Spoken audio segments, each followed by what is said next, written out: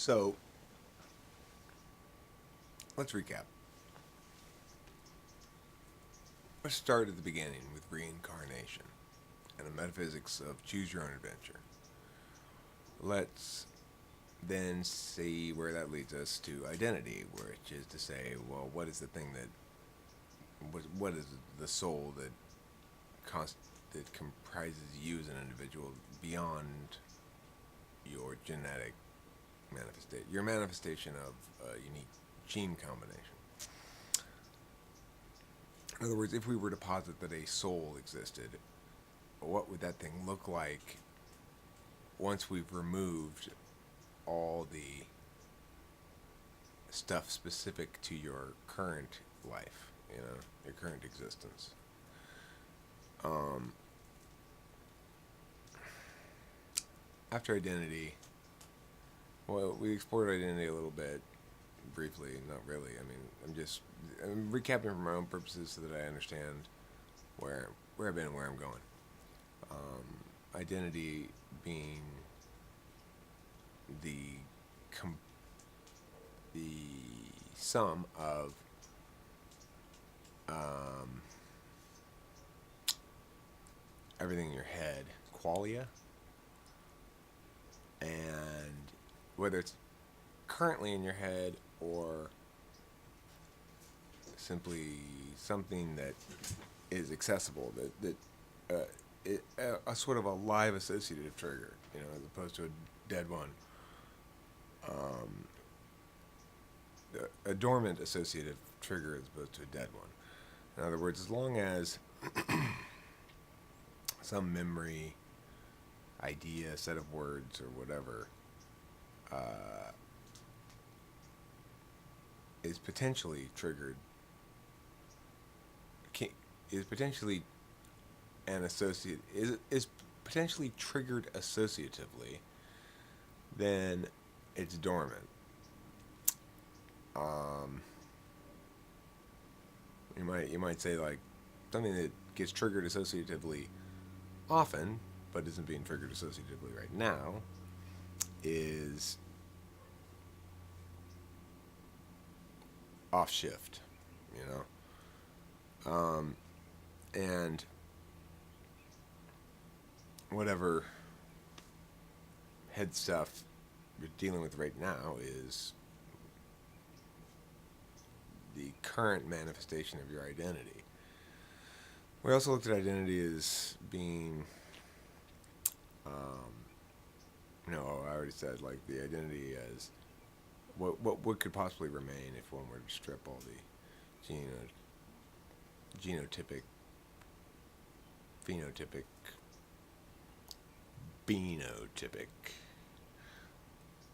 pee and poo from this pie, and all that would be left would be crust. We also discussed, as part of this whole symbols as words, word identity as words. I barely touched on this whole symbols determine life thing, which is to say that your identity is constrained or broadened by the library of symbols you can draw from.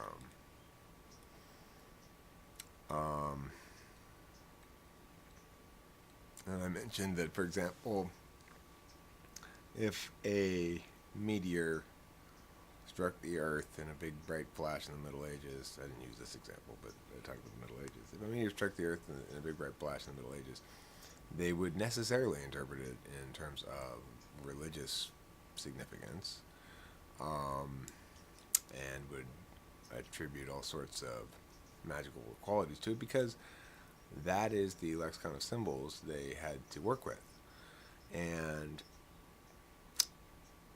they didn't, the thing is, that lexicon of symbols it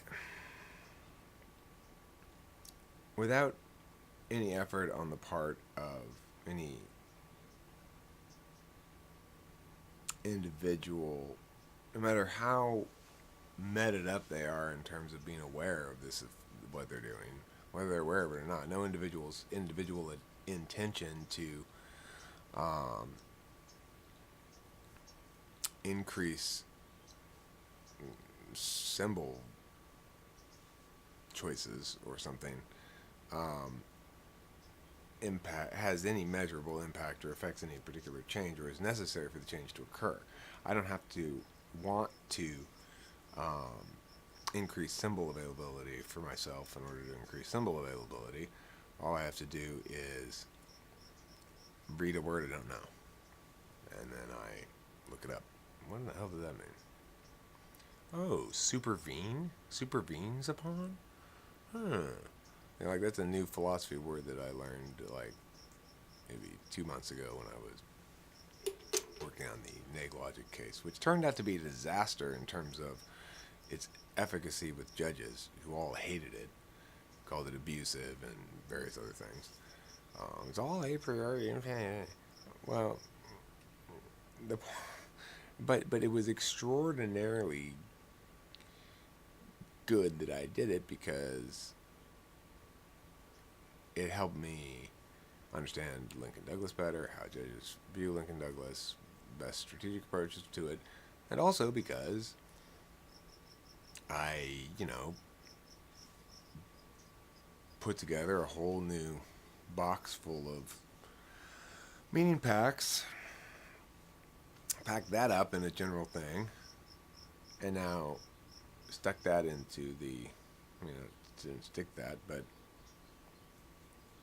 you know, it, when I think about these things, stuff gets wrapped up into little boxes, and then that gets wrapped up into a bigger box. Just happens. And then that bigger box is wrapped up, is put someplace. But the thing about this box organization thing is it's hardwired into us, right? Like, we don't consciously determine where to place our memories. They just are wherever they are. And so when we think about it from that perspective, we realize that this meaning making process and this enabling, what it really is, it's like optimizing your brain to process